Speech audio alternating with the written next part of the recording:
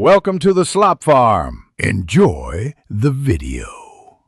In this video, I will show how to connect Nissan Maxima to Garage.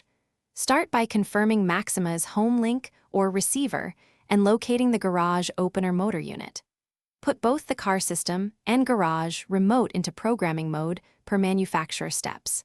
Pair the home link button by holding it while activating the remote until the indicator blinks or changes state. Test the door operation and repeat programming, if needed for extra remotes or safety sensors. Begin by parking the Maxima close enough to the opener so signals register reliably, typically within a few meters. Put the car into accessory mode and press and hold the home link button you want to program. While holding the car button, press and hold the Garage remote button until the home link LED changes. If the opener uses a learn button, press it on the motor and then press the home link button again to finalize the sync. If you're enjoying this guide, please subscribe and like. It really helps the channel grow. Quick recommendation: the Owala water bottle is great for staying hydrated while you climb ladders or crawl under the Maxima, and it seals tightly so oil smells stay out. Check the description for the link and other deals we mentioned.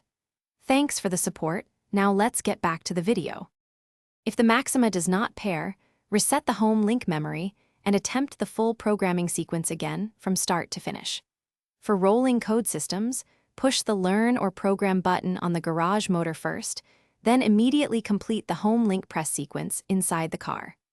Also verify the remote battery is fresh and that the Garage motor antenna is unobstructed to ensure a strong handshake between devices.